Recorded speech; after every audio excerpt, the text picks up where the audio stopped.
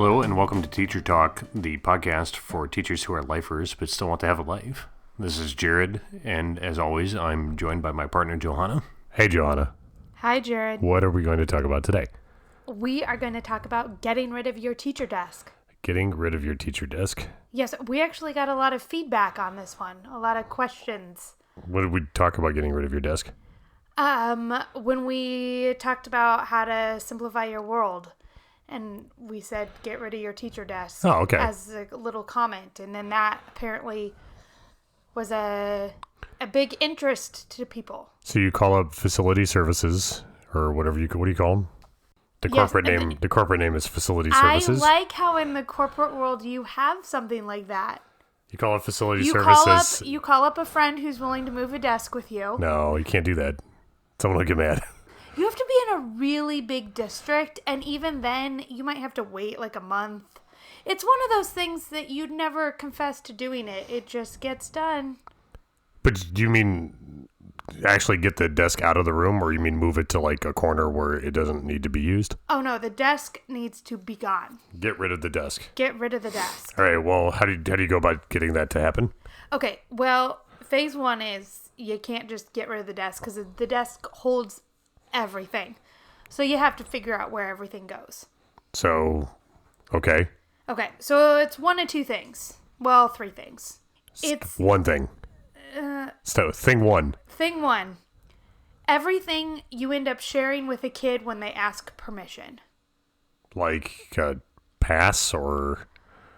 anything. You could have passes, you could have a hole puncher, you could have pencils, you could have pens, you could have staplers, you could have tape, you could have Post-it notes. All of that stuff that if a kid asked, you would share. So it's not open to the room, but it's like you use with permission stuff. Depending on your teaching style, you might even tell a kid to go open your top drawer and take out X. Right.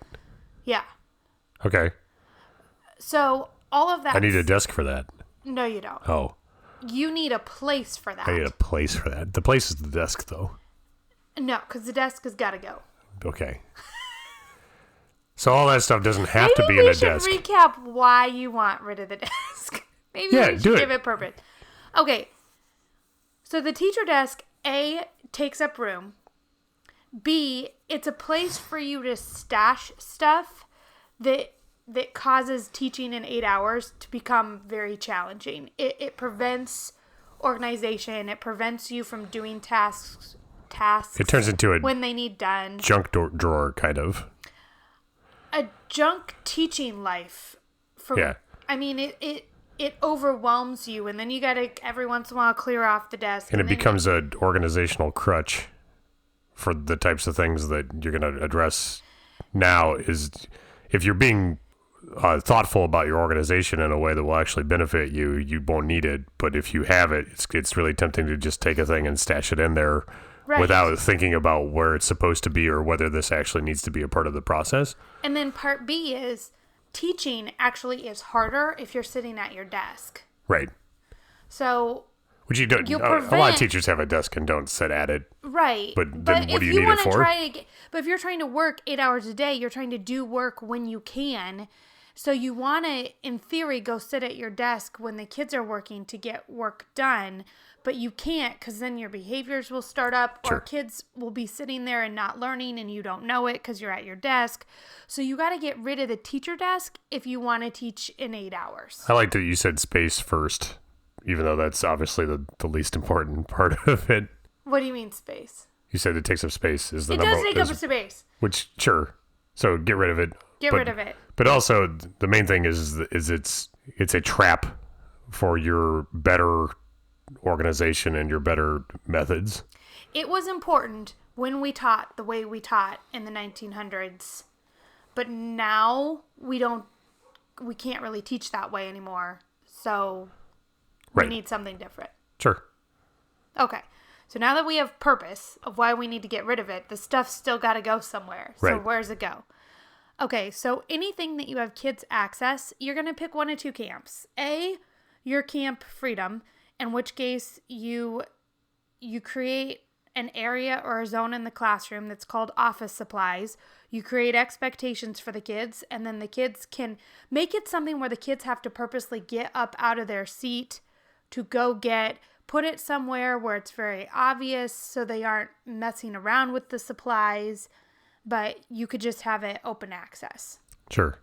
Open with rules. Yeah, I used to like to have open access, but with a requirement. So you can do it a couple of different ways. You can either have kids, the younger they are, the more interested they are. And then the dorkier you make it, or the more eccentric you make it at the high school level, the more they'll do it. So like you can take paper clips, and if someone borrows a stapler, they paper clip to their shirt, a paper clip, and then that reminds them and you that they have to put the stapler away and put the paper clip away. And then I put magnets on the back of the paper clips, and secondary, you give them silly names and make them grandiose, and the kids think it's funny and we'll do it. The elementary option is that I have teacher keys. So a teacher will say like, I need X, and I'll say, oh, sure, go grab a teacher key. And as long as a kid is holding a teacher key, then they have the rights to touch anything that's essentially a teacher supply with permission. Because I don't want to deal with like handing out supplies one at a time. I want kids to be independent. Okay. It's kind of like having the soda machine out with the customers in the restaurant. Okay. Right? No, I don't understand. Help me out. Well, you have the soda machine behind the counter, and then when they want refills, they have to come up and ask you for it. But that makes more work for you. Oh, sure. But you just put it out there, but put it in a place where like it's right in front of where the employees are anyway. So it's not like people are going to be able to mess around without, being right in front of you. Right. Correct. But then you also created less work for yourself because as long as they're following the rules, they can kind of just do it. Right. And if you want it to be in a storage cabinet or something like that because you want more control, that's totally fine. But, you can go to different big box stores and buy, little, I'm a huge believer in wheels, so little drawers on wheels that can house all of that stuff. That's the open stuff. Is there closed stuff? Okay. Yeah, so that's like office type supplies. Things that you might have a kid you might tell go get. You're not going to have enough, like one for every student, but they're not like need to be on lockdown or anything. Right. They're like the adult scissors. They're the things that you might have a kid use from time to time or you use to do your job. Rubber bands, I tend to avoid being in any classroom, but like those clippy things, all that stuff. But instead of a desk, these could be in a wheelie drawer. A wheelie drawer. Okay. What's the closed stuff do? If your personal stuff, you need a teacher space for your personal stuff that is shut behind a door. Kids are really lazy. They don't open doors. So if you don't have a door or a way to have a space for your own personal stuff, you can use a tension rod and shower hooks, but you want to make sure your coat, your bags, your everything that's your own personal teacher stuff is out of sight. Out of sight. Out of sight. If you have... What about in like a filing cabinet? Filing cabinet that locks is great. I avoid bringing anything that if was stolen would be a problem into the school, or if a student magically got access to, I don't want something that's like gonna impact my job, right? So, but at a certain point you have to have some personal stuff and you need a place that's lockable, preferably behind a door, second option. Okay. Then you're going to have your stuff that's generally, this tends to be papers that are important, that help you track maybe student data or keep track of IEPs. So you need some sort of filing cabinet that's lockable for that information. Okay. And again, you can get really cheap and expensive lockable filing cabinets if your school doesn't provide them for you. But a filing cabinet in the classroom is just fine. Good. You don't need a desk. You could use a cabinet. No. Okay. You're not going to sit at the cabinet. Now, we're going to talk about where to store your computer and your Elmo and all that stuff here in just a little bit. Your Elmo? Yeah. Like the tickle guy? No, it stands for like... it's when you just project like what's on your tabletop onto the big screen. The overhead. It's like an overhead, only not with a light bulb and like the see-through mirrored thing. It's more like closed caption TV. Like, okay. Elmo. The teachers will know what I mean. All right. Okay. So now that your teacher desk is empty, you need to get it out of your classroom. That can be a challenge because part of your brain will say, but what if I need it later? Well, don't physically get rid of the desk until you've lived without using the desk for a while. And you'll notice all you do is pile stuff on top of it. And that will be a sign to you that if all you want to keep doing is piling stuff on it, that getting rid of it will exceptional thing for you. Right. And then getting rid of it, that's kind of magic sauce depending on your district, how you actually physically get the desk to go away. Do you have any tips, or is it just too varied? I've gotten rid of probably 4 or 5 teacher desks at this point in my career because I happen to be in a situation where I move rooms a lot. And I just physically put it outside my door with a note that says I don't need it anymore. And then someone takes care of it? And then I don't know, it goes somewhere. It's worth a shot. What's the worst that happens is they put it back in? I do it always at the start of the school year. I definitely believe in buying flowers and plants and being overly thankful to janitorial staff who are my favorite people next to the secretaries in the entire building.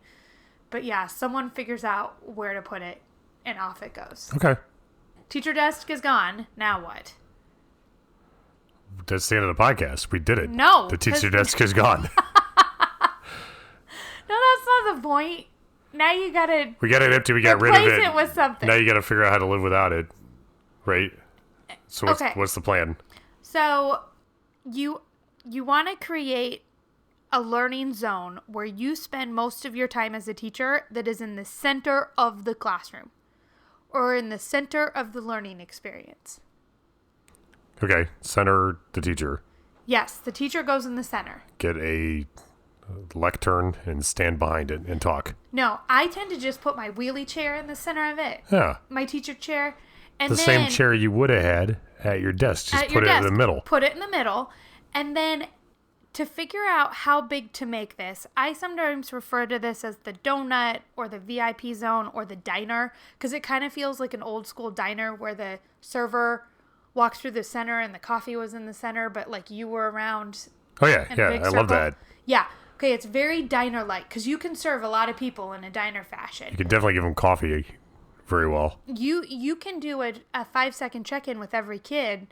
You see what they're working on. So then you have to start playing with how many kids can I help at once and give them individualized attention. And depending on the content, depending on your school, depending on the age you teach, at the secondary level with pretty independent learners, I could put about 12 kids in a diner style. My wheelie chair was in the center and I literally just wheeled and bounced from kid to kid.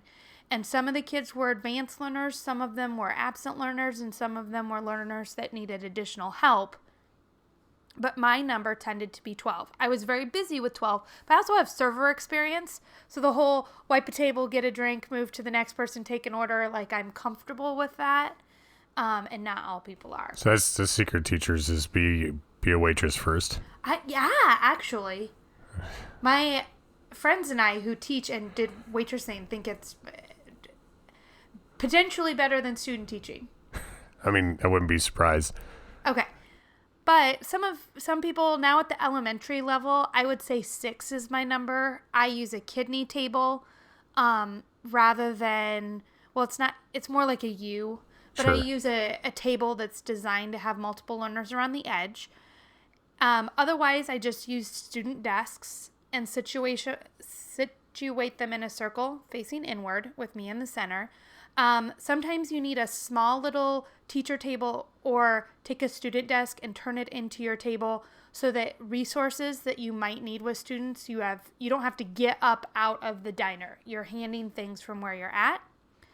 And then you need not VIP, you need to take a number. I call the seating VIP, but you need to take a number for every other kid. I have a question. Also like a diner, kind of. Oh, yeah. Or that's more like a deli. Yeah, like a deli. But essentially you need deli for everyone else. Okay.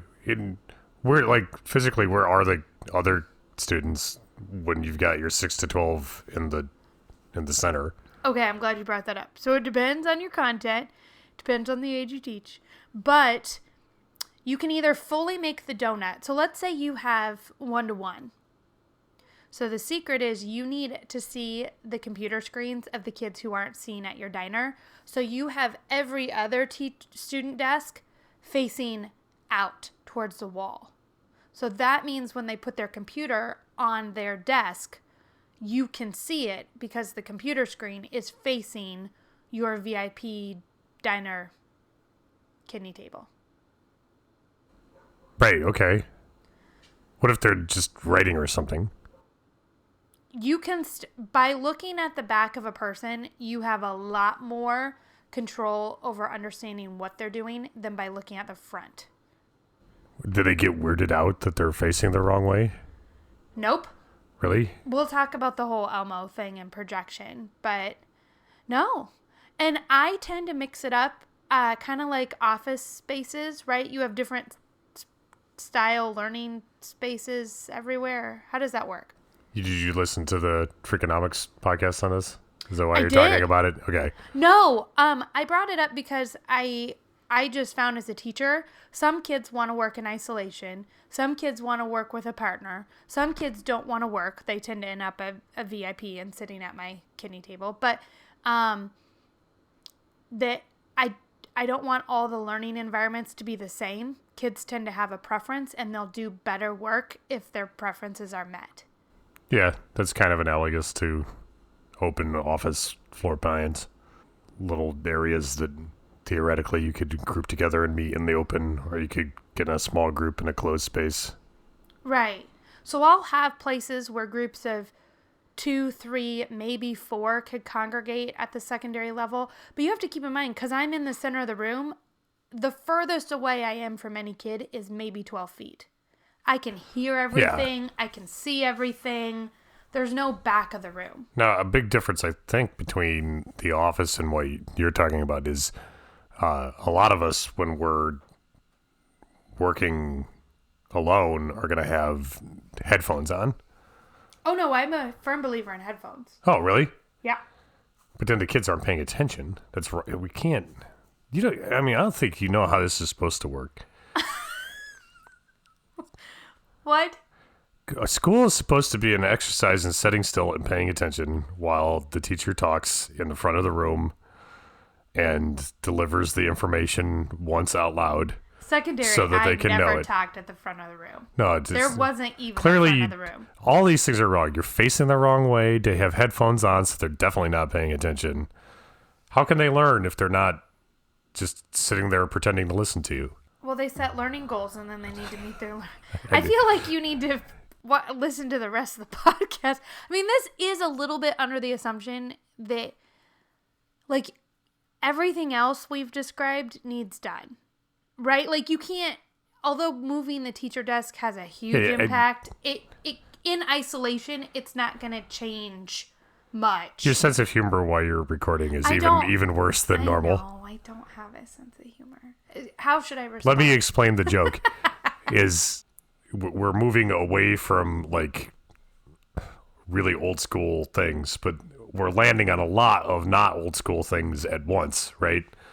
And so it exceeded my threshold of absorbing newness for a second, and so I joked about how obviously everything is wrong because so much is different, but I appreciate that because I tend to be intense, and so, like, everyone listening is feeling like you, and I'm like, what's the problem? Just, like, if I'm trying to think of some of my old-fashioned teachers from when I was a kid. If they walked into a classroom and everyone except for like 6 people were facing the wrong way, and half of them had headphones on, I don't know what would happen, but it'd be difficult to absorb.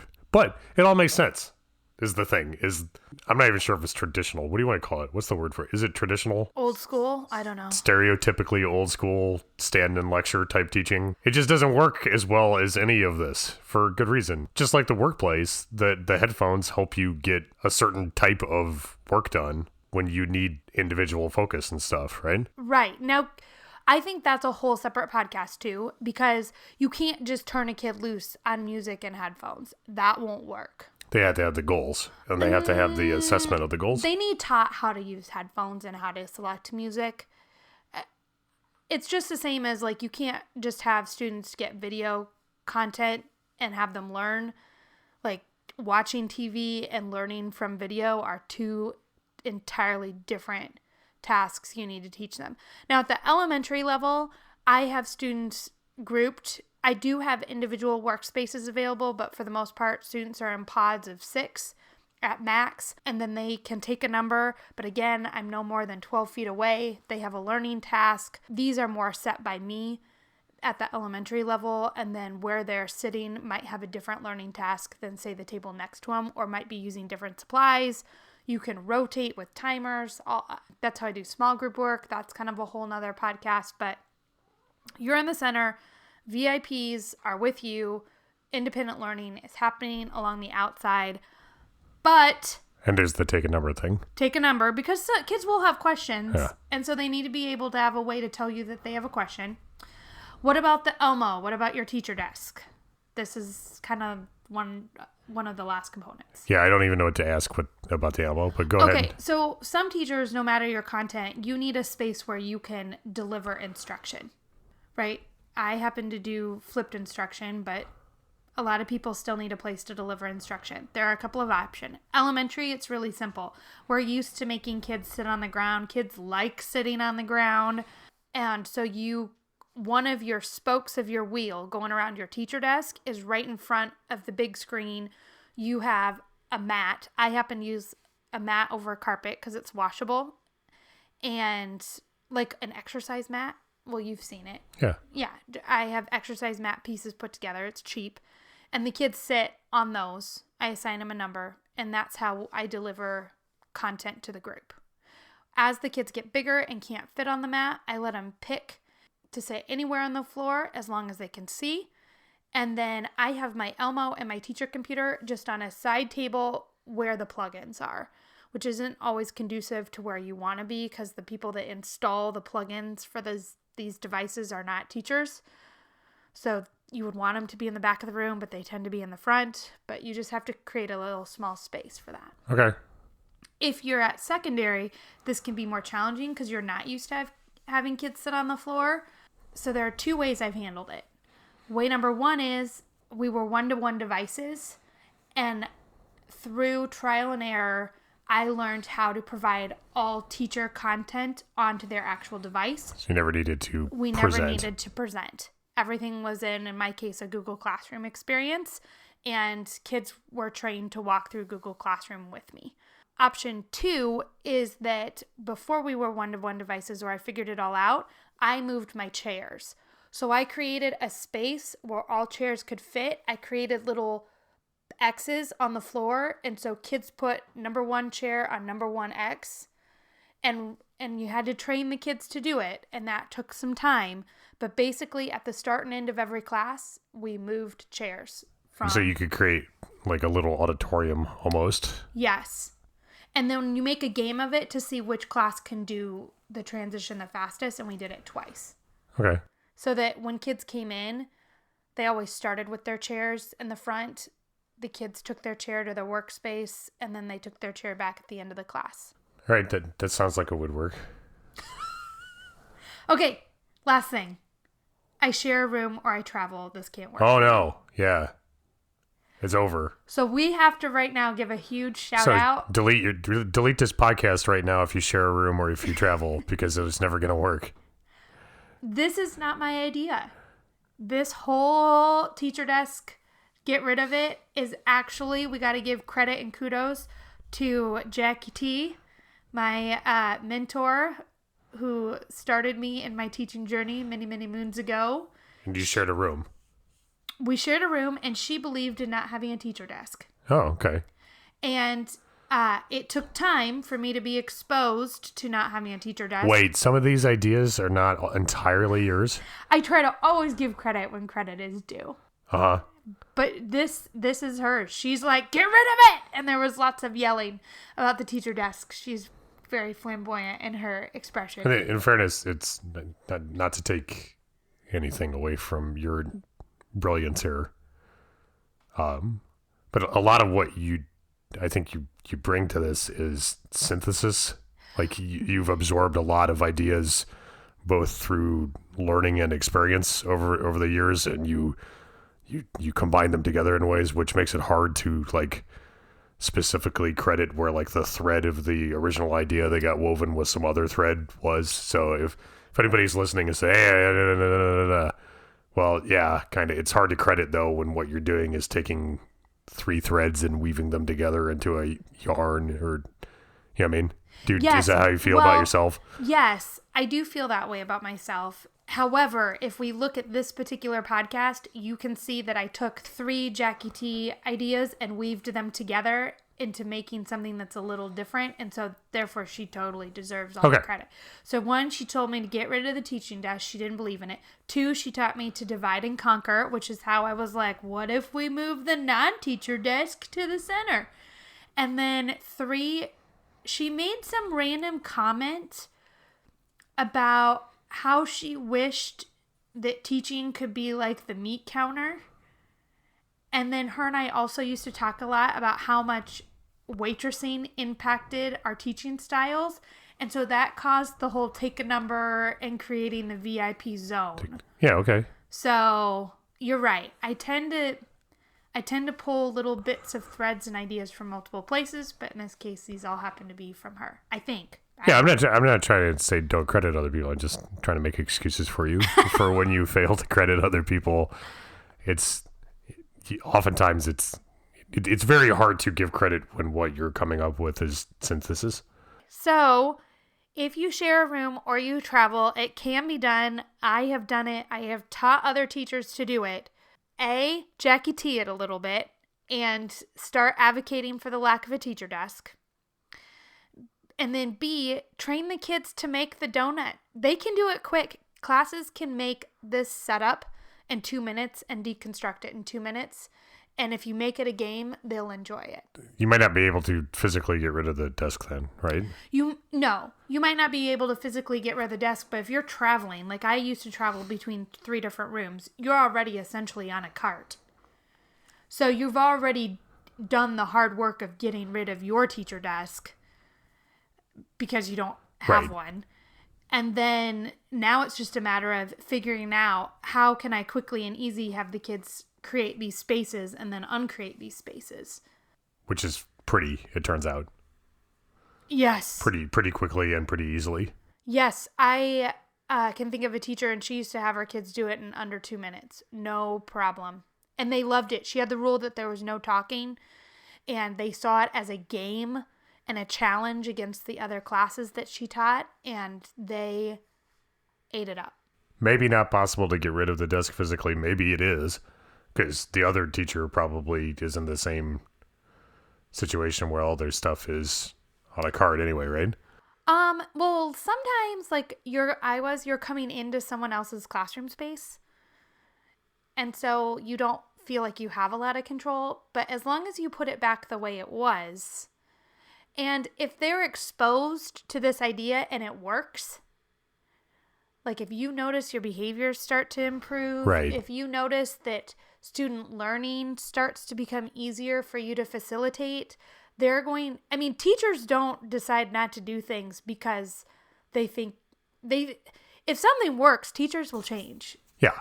It's easy to sell success. Yeah. Got it. All right.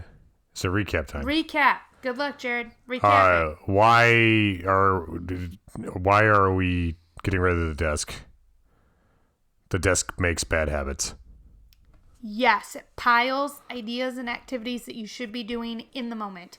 To get rid of the desk has stuff in it.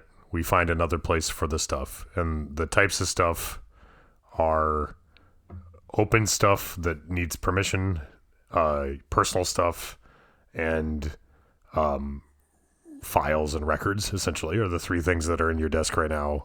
You can find a bunch of other junk is there too that just needs to run away. Okay. If you haven't used it yet and you didn't know you had it, get rid of it. You're not allowed to add things during the recap, but we'll allow that. Oh, I do it every time. you can create an area like the soft drink machine for the stuff that needs permission to use, and then set rules for it and observe it. It doesn't need to be your desk drawer. It can be another space. Your personal stuff shouldn't be visible. Put it behind a curtain, behind a door. Kids don't open doors. Or locked. Or locked in a file cabinet, which you might need a file cabinet for the last part anyway, which is for like papers and records and such that shouldn't be accessible to students. Just get a little filing cabinet and lock them up if the school doesn't provide one already. Correct. Now you don't have any things for your desk. Maybe you're ready to take the plunge and just put it out in the hall and hope someone takes it. Maybe you want to see that you don't need it. So put it off in the corner and see exactly what it is that you do with it. And you're going to find the only thing you do with it is put stuff on top of it for no good reason to become a problem later. Right. And if that's all that's happening, you're doing it wrong anyway. So get rid of it. And that's what you're going to find, because that's what you're doing with it, is you're creating problems for later. If you don't have a place to pile stuff, then you will magically deal with the piles in the moment because you need them gone so you can teach. And then we reorganize the classroom without the desk, like the diner. You're going to have a U in the middle so you can give coffee to everyone, which are the students that you're working actively with in that moment. The students that you're not working actively with are going to face away from you so that you can observe their screens or their backs. And you'll have a take a number system to help get the ones that aren't actively engaged to be able to get your attention as necessary.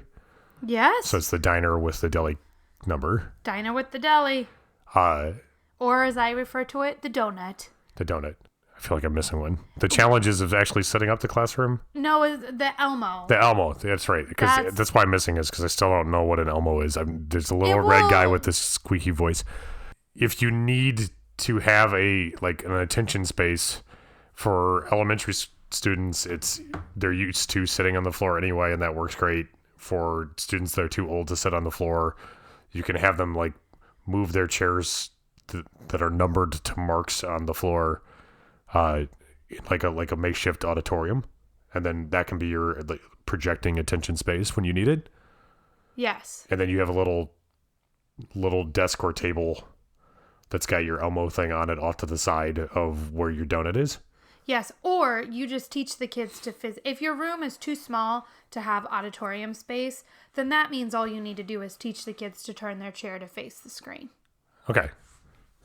And then the other big challenge is shared classrooms or traveling, and you can teach the kids to do a similar thing as the makeshift auditorium and just set up your room, make it a little game, and then set it up back the way it was, and no one will care. You can still do it this way with a couple minutes of investment. Yep, tape on the floor is a big help. Electrical tape goes onto tile and will peel off without leaving residue. For carpeted spaces, prefer to get colored Velcro strips, and the Velcro strip will go down so that kids have a marker to know where every desk needs to return to. Sure. And then you can write on the back of those Velcro strips a number. So desk 1 might have to be positioned at here when we leave the room, but it goes to here when we move the room for our learning. Got it. Well, thank you, Johanna. Thank you, Jared.